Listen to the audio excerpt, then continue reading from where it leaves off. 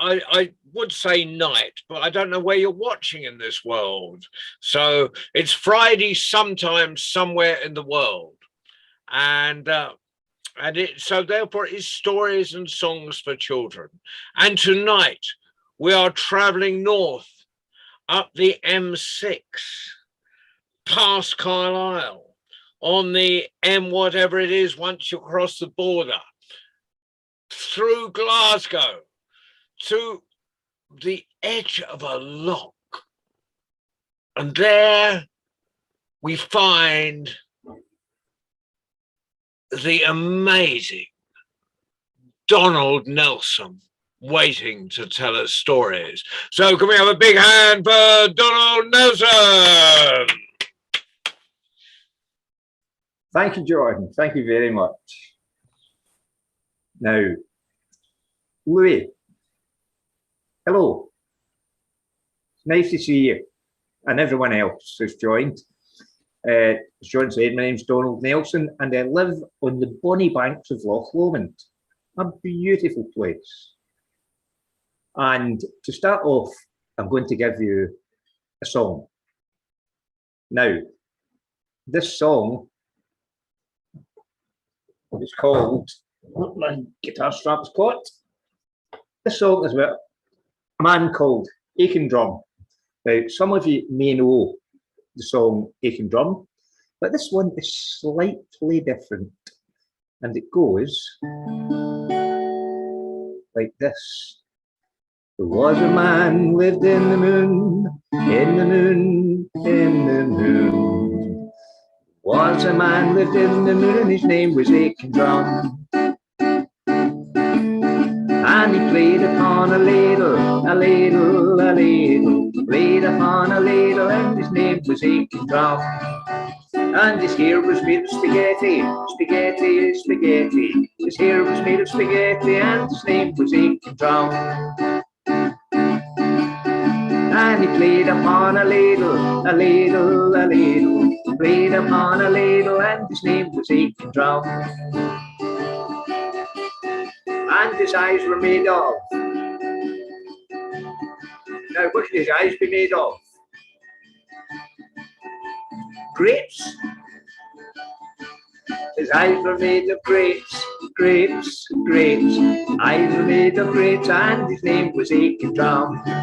And he played upon a ladle, a ladle, a ladle. Played upon a ladle and his name was Aching Drum. And his nose was made of, let's think now. A carrot, don't you think? Sorry? A carrot.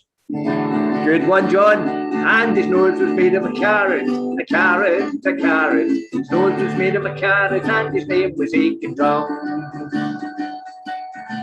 And his eyes were made of grapes, grapes, grapes.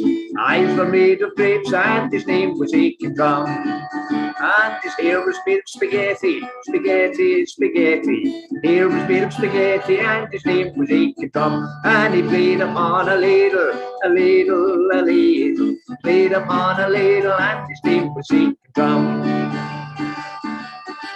And his mouth was made of. Louis, what do you think his mouth was made of? A lady. A lady? His mouth was made of a lady. Oh, okay. His mouth was made of a lady, a lady, a lady. Mouth was made of a lady and his name was Aching Drum.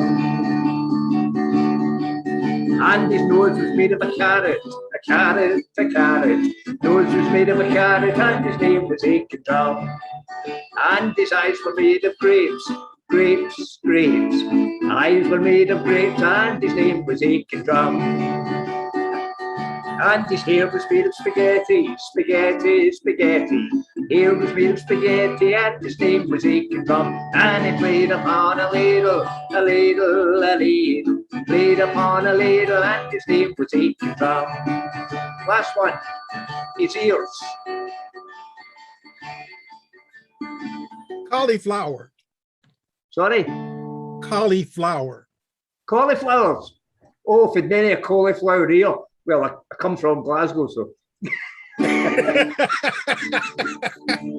And his ears were made of cauliflowers, cauliflowers, cauliflowers. His ear was made of cauliflowers and his name was Aiken Drum. And his mouth was made of a lady, a lady, a lady. His mouth was made of a lady and his name was Aiken Drum.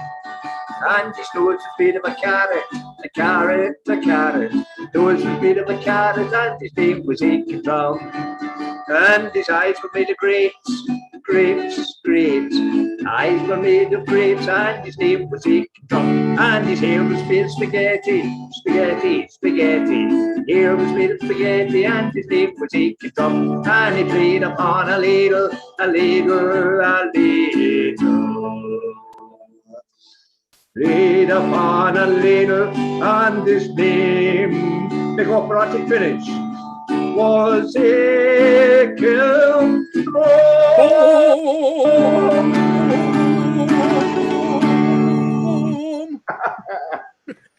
There we go, Aiken Drum. What a strange looking character. Now, I'm going to tell you a story about, oh, my guitar's about to fall now. Sometimes I wish gravity had never been invented. Anyway, the story is about a man called Angus, and he was married to a woman called Mary. And Angus and Mary lived on a croft. Now, if you don't know what a croft is a small farm in Scotland. It's like a small holding. And on this small holding, they had some animals. And Angus looked after the animals. And they had some sheep and a cow for milk and some chickens and a cat and a dog. And they also had a vegetable garden. And in the vegetable garden, which Mary looked after, they grew some carrots and peas and onions and leeks and cauliflower, of course. And they grew potatoes. Now, Mary's potatoes were the most delicious potatoes you ever tasted in your life. And that wasn't all, because Angus had another animal, and this animal was a goat. And this goat was the greediest goat you ever saw in your life. Now, his name was Gussie, what everybody called him, greedy Gussie goat. He would eat all the grass on the front lawn, which was good because it helped cut the grass. He ate everything out of the dustbin. And one day he even ate a pair of Angus's underpants from the washing line. But they were clean, so that was fine. Now, one day, Angus was down in the fields tending to the animals, and Mary was in her vegetable garden. And Mary looked down and she saw the post van coming down the hill. And she thought, oh, I'm waiting for a parcel. I better run down and see if the postage got it. So she ran down the hill out of the vegetable garden. Now, round this vegetable garden, there was a fence with a little gate.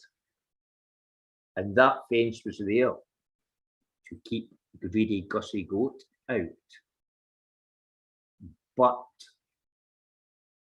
what did Mary forget to do?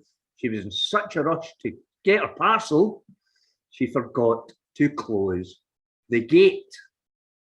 Well, Mary ran down and she had a chat to the postie. And she chatted for quite a while.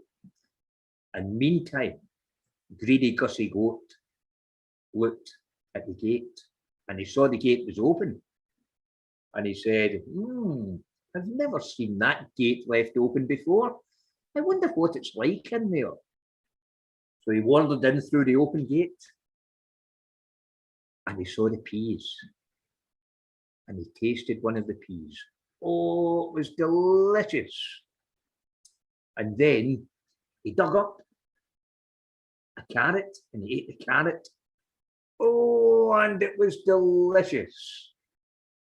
And he dug up an onion and he ate that, and oh, it was horrible. If you've ever eaten a raw onion, you'll know that. And he got to the cauliflower and he tasted that, and that was delicious. And then he got to the potatoes. Now, if the peas and the carrots and the cauliflower were delicious, then the potatoes were 10 times more delicious. And he started to eat them. Yum, yum. He was digging them up and eating the potatoes. Oh, these are the best potatoes I've ever tasted in my life, he thought to himself. Well, while he was eating the potatoes, Mary come back up the path. And when she got to the vegetable garden, well, she saw Greedy Gussie Goat, and Greedy Gussie Goat kept munching away at the potatoes. And Mary said, "Oh no, Greedy Gussie Goat is in my vegetable garden. He's eating my prize potatoes. What am I going to do?" And she ran over, and Greedy Gussie Goat had a little piece of rope round his neck for tying him up at night. And she grabbed onto the rope, and she pulled, and she pulled, and she pulled. But she just could not pull Greedy Gussie Goat away from the potatoes.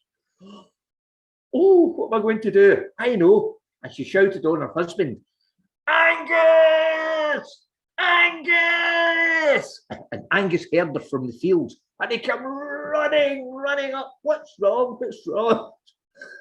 Excuse me. And Mary said, "Look, Greedy Gussie Goat is eating my potatoes. What am I going to do?" So Angus and Mary both grabbed onto the rope, and they pulled and they pulled and they pulled, and they could not move Greedy Gussie Goat away from the potatoes. Oh, and Angus looked at Mary, and Mary looked at Angus, and he said, "What are we going to do?" Well, at that, they heard a voice beside them. And the voice said, "Maybe I can help." And they looked down, and there was Old Mother Hen.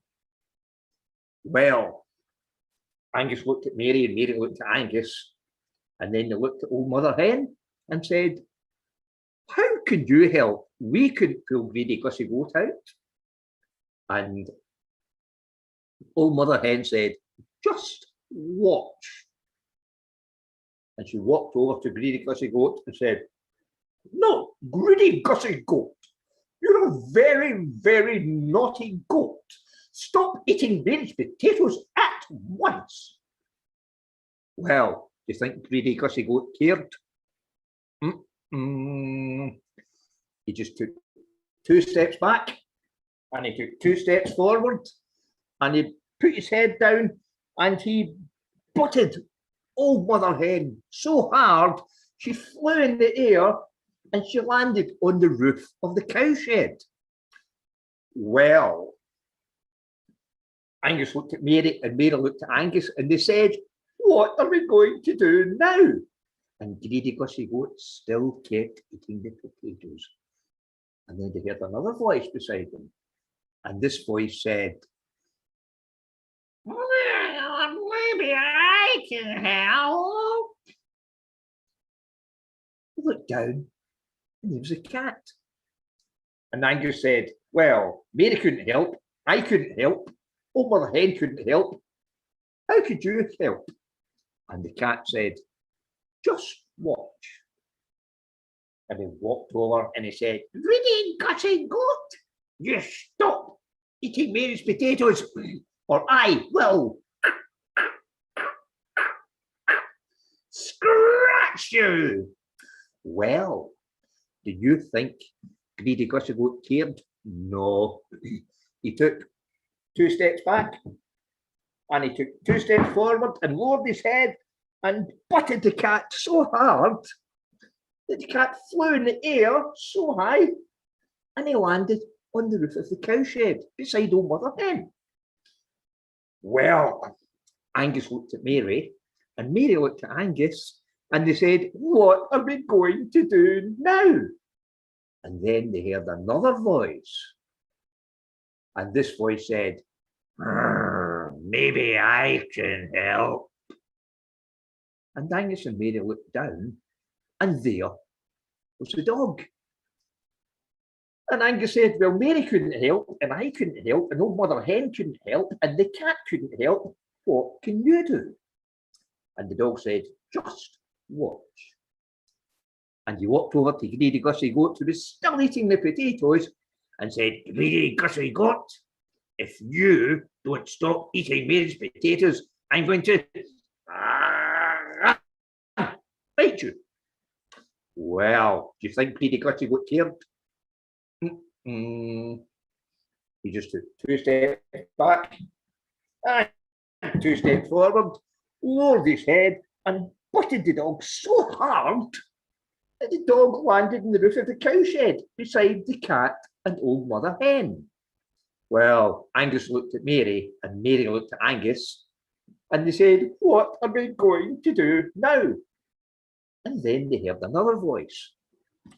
Tiny, tiny, tiny little voice. They looked down, and there was a spider. And Angus and Mary let out a little laugh, which was quite rude. The spider said, I can help you. And he said, how could you help? Mary couldn't help. I couldn't help. Old Mother Hen couldn't help. Brilliant. Excellent. Mother Hen couldn't help. The cat couldn't help. The dog couldn't help. What can you do? And the little spider said, watch and learn. And the little spider crawled across the ground until he got to Greedy Gussie Goat's back leg. And then he crawled up Greedy Gussie's back leg right to the top until he got to his. And he held on tight. 1, 2, 3, 4, 5, 6, 7, 8. And he opened his mouth as wide as he could.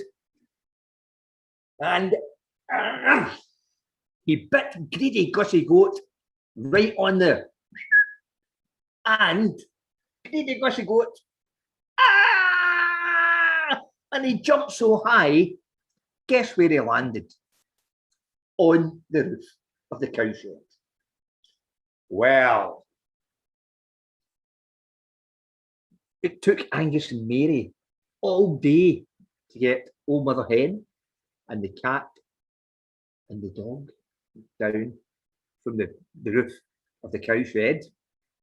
And the little spider, of course, he just spun a thread and sailed down onto the ground and walked away. And from that day on, Mary didn't need a fence round her vegetable garden. Greedy Gussie Goat had learned his lesson, and he never ate Mary's potatoes again. Thank you. Thank you. Now, excuse me. It's only coffee.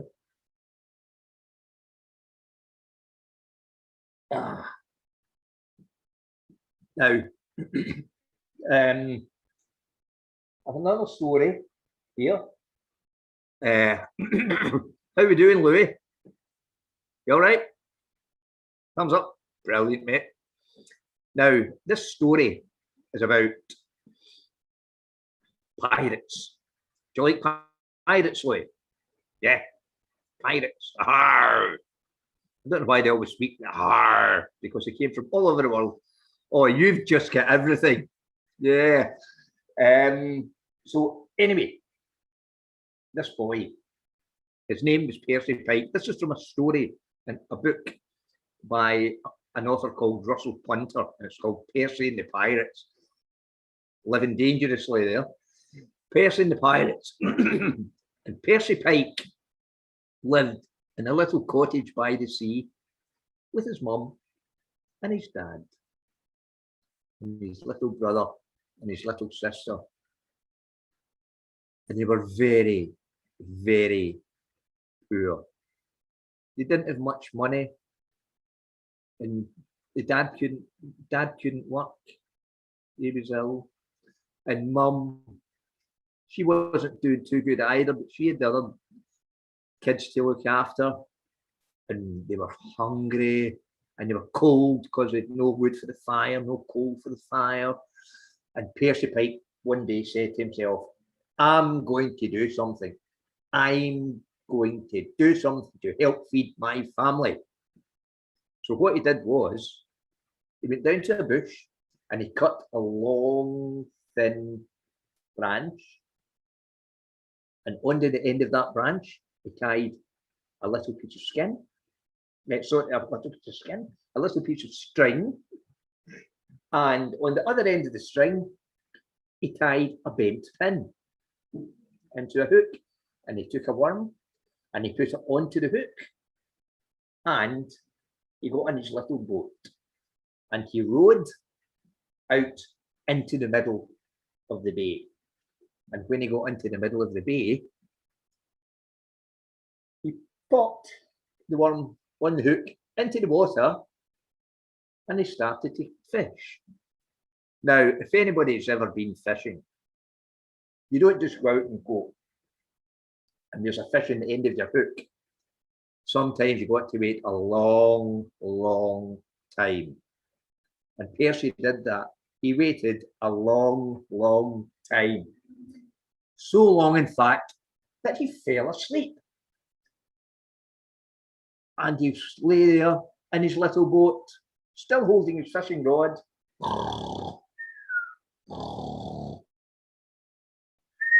But suddenly, he woke up. And the reason he woke up was because his feet were wet. Now, it wasn't raining. And if you're in a boat and your feet are wet and it's not raining, there's only one way they can get wet. And that is if you have a hole in your boat. And sure enough, Percy had a hole in his boat and it was filling up with water. And the boat started slowly to sink. And Percy said, oh no, I'm sinking, what am I going to do? Help, help. But there was no one around. Oh no, and he took his hat off and he started to scoop the water out and he bailed the water out and the water was coming in too fast and he couldn't get it out. And I was, oh, help, help. And then at that, he saw a boat away on the horizon, a sailing ship, and it sailed towards him. And as he got closer, his boat is sinking more and more and more until the water was right up to the very edge of the boat. And just at that, the ship pulled alongside and they dropped down a ladder, a rope ladder, and Percy began to climb up just as his little boat went glug, glug, glug, glug, glug, glug, glug, glug, glug, down to the bottom of the sea. Now, excuse me, Percy climbed up the ladder. He thought, oh, thank goodness for that. I've been saved. I'm so lucky. And he climbed over the side of the ship and onto the deck. And standing before him was a man. He was tall and he was broad. And he had a hat with 3 corners. And he had a big sword, that's it. 3-cornered hat, well done. And a big sword, a cutlass. Oh, we're waiting for more props here. Yeah, a cutlass. And he said to Percy Pike,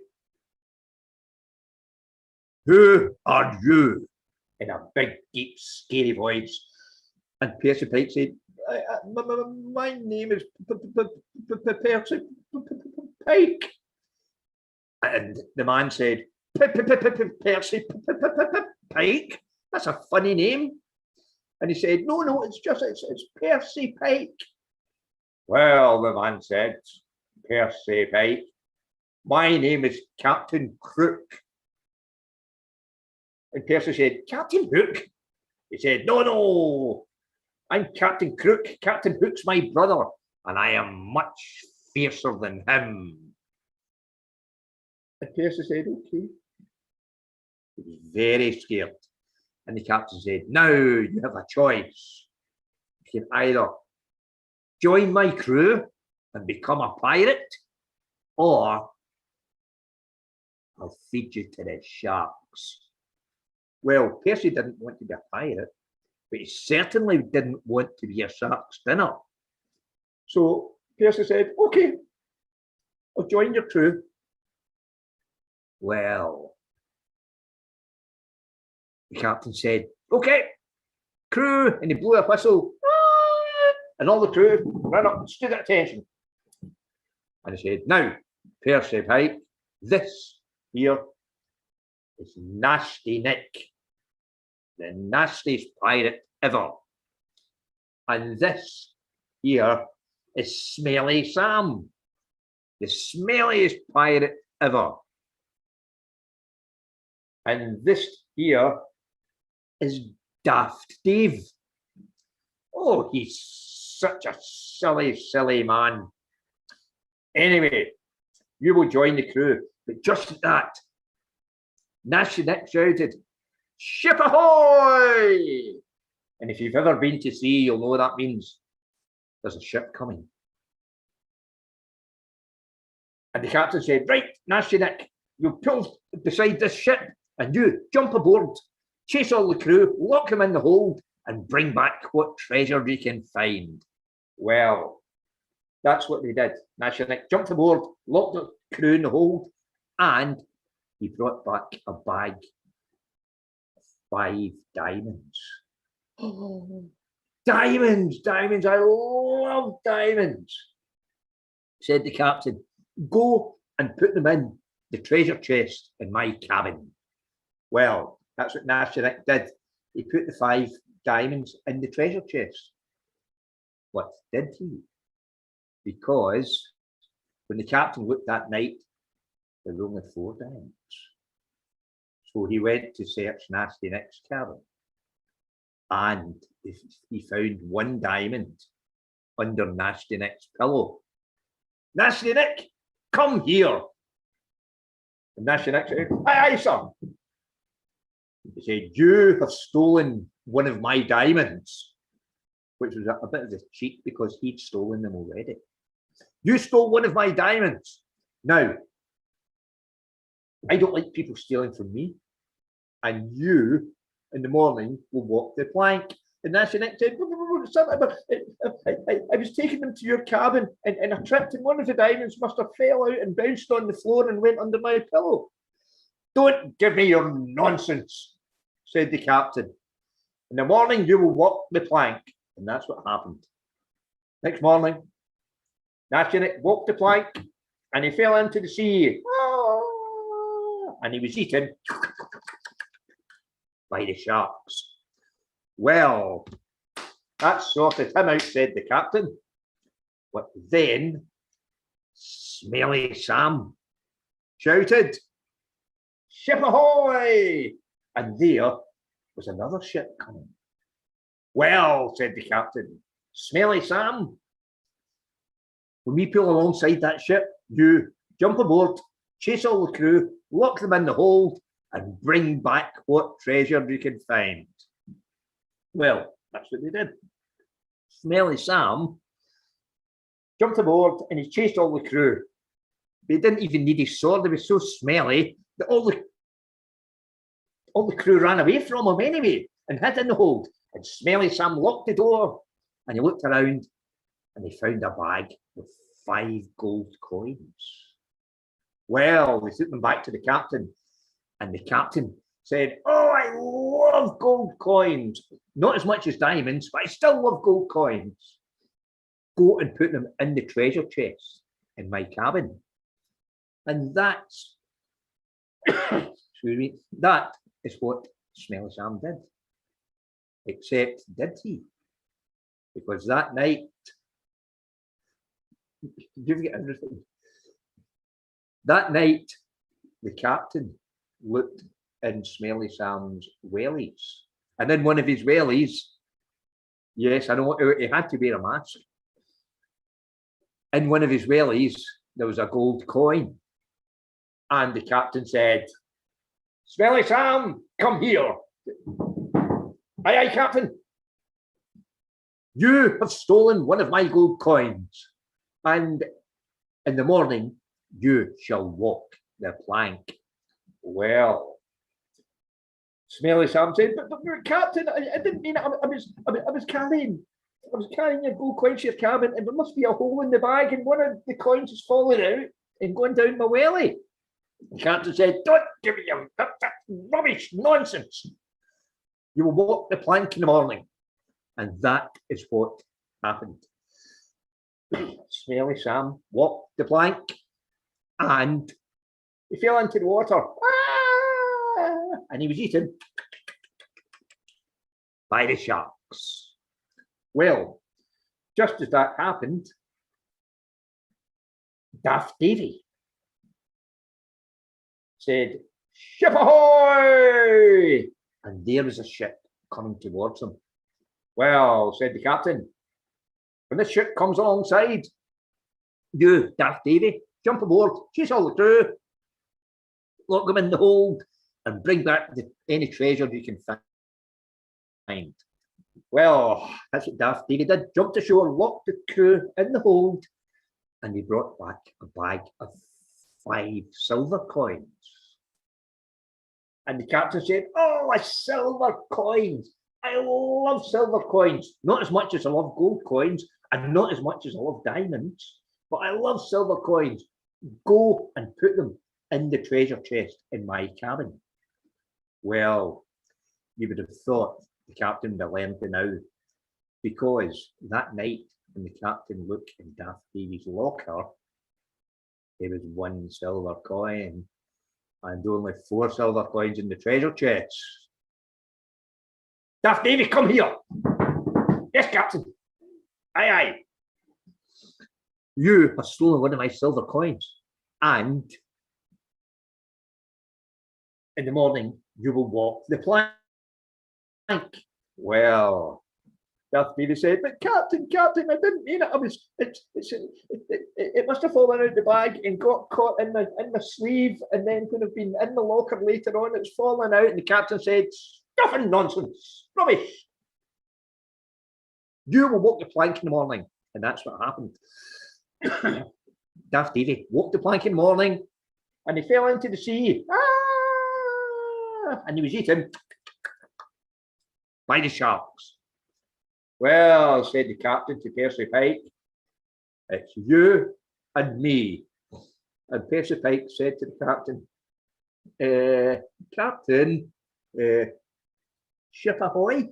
The captain turned round, and there was a ship coming towards him.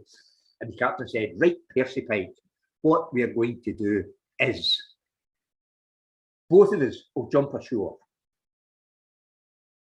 I'll chase the crew and lock them in, jump aboard. We'll chase the crew. You look for the treasure. I'll lock the crew in the hold. Well, that's what they did. They jumped aboard. The captain locked the crew in the hold, and Percy started looking for treasure, but he couldn't find any.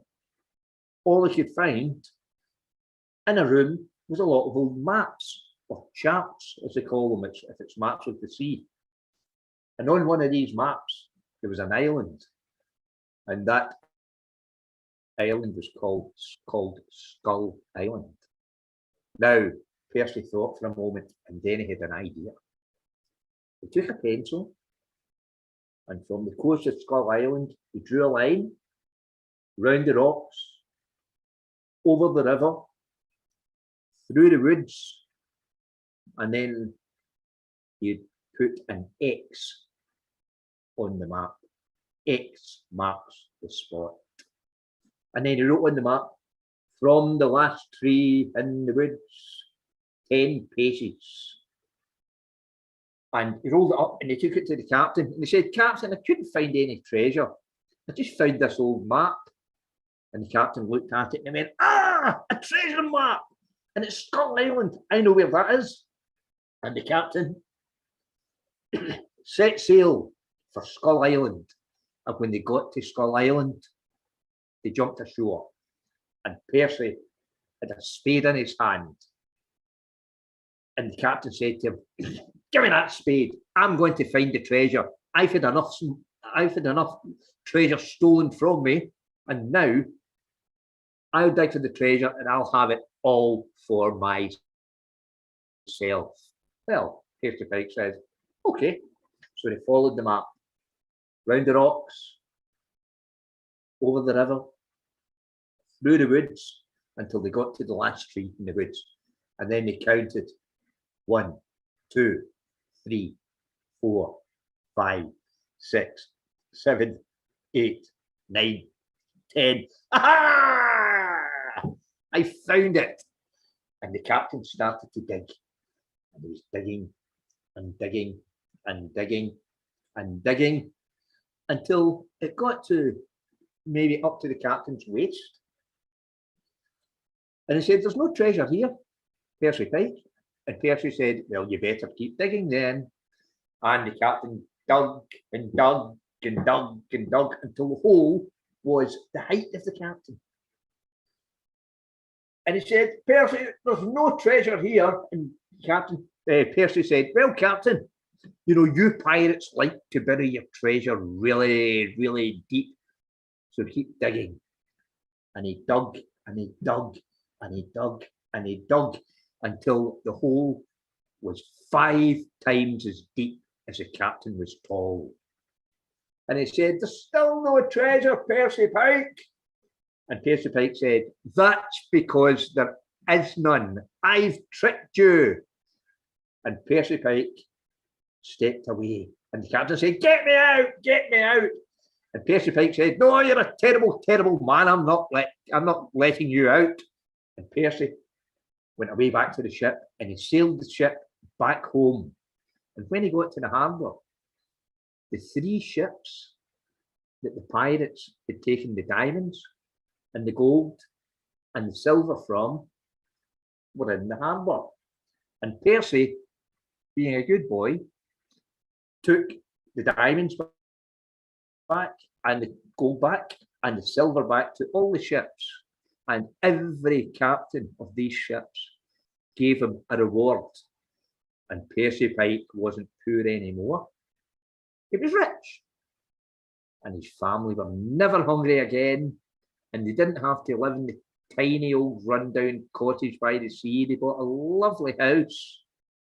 And the captain, well, if you sail by Skull Island any time, you might just hear in the distance a voice shouting, let me out, let me out. And as they say often at the end of stories, Percy Pike and his family lived happily ever after. Thank you. Thank you.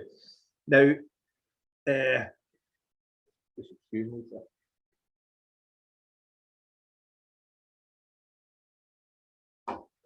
I had a song prepared, and of course I need to read the words from my tablet, and of course my tablet timed out just as I was about to pick it up there, so I have to mess about with it.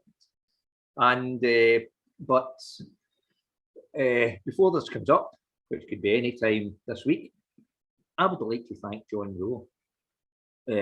John has given me a space at Glastonbury and Cambridge Folk Festival for many, many years, and it's an absolute pleasure to come on here and do some stories for the kids, you know. And as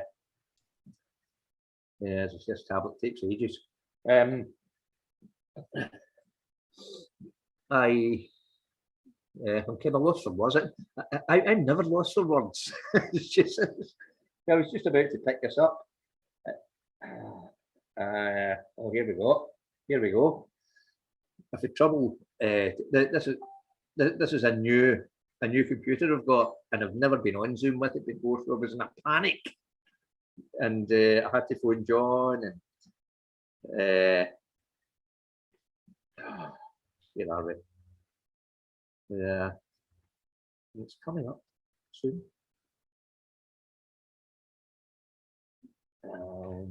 You and your tablet will be of one accord. This is no fun at all.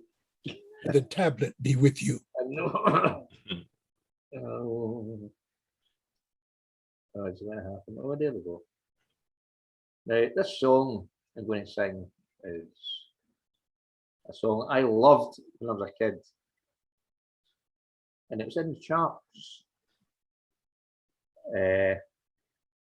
by a band called Peter, Paul and Mary, and it was one of my favourite songs as a kid, and it's still one of my favourite songs. And once it loads up, I shall sing it, because although it's my favourite song and I've known it for years and years and years, I still can't remember the words. And here we go. If I can get the key right. Train whistle blowing makes a sleepy noise. Underneath the blankets go all the girls and boys, rock and roll and riding out along the day, all bound for Morningtown, many miles away. Driver at the engine, fireman rings the bell, Sandman swings a lantern to show that all is well. Rock and roll and riding out along the bay, all bound for Morningtown, many miles away. Maybe it is raining where our town will ride. All the little travelers are warm and snug inside. Rock and roll and riding out along the bay, all bound for Morningtown, many miles away.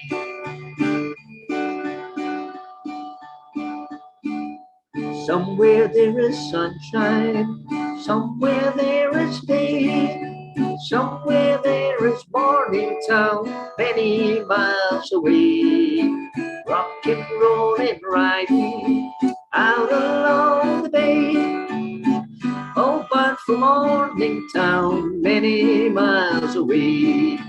Rock and roll and riding out along the bay, oh, bound for Morningtown, many miles away.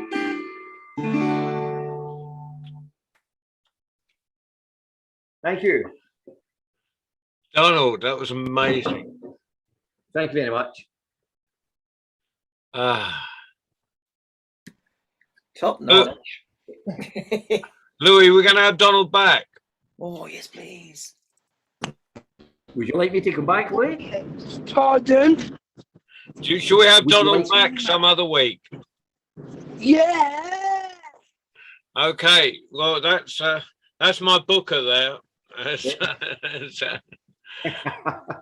Donald, once again, Donald, you have proven that playing the guitar is the only way to be strung out.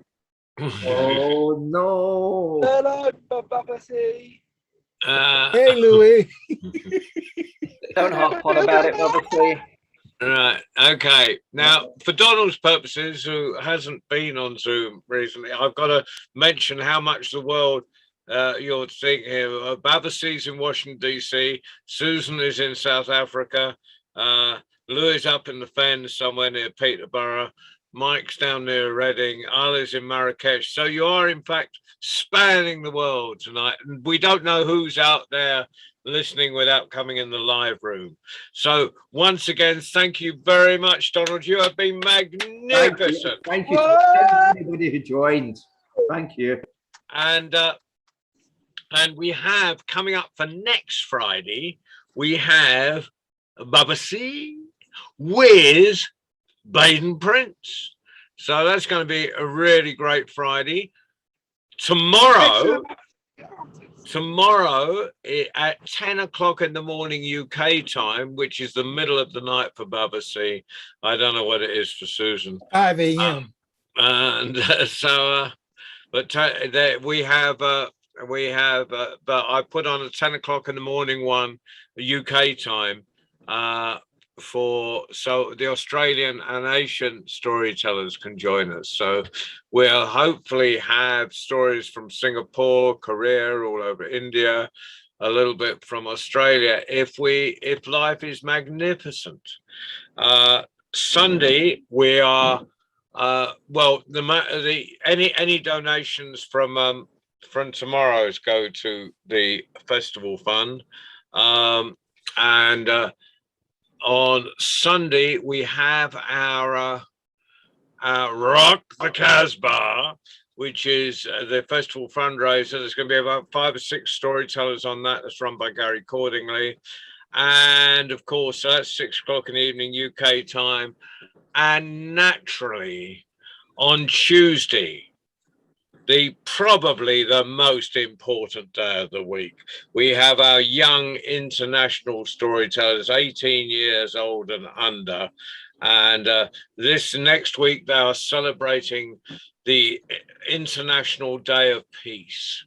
So that I'm really looking forward to that. And we have children. I think we're going to have some from Gaza on this week. I think they've finished their exams. We're going to have people from India, hopefully Nigeria, wherever. We want to get the children, those congressmen along, but if you can just drag them along, obviously, and senators, and at least bring up the next generation to be conscious.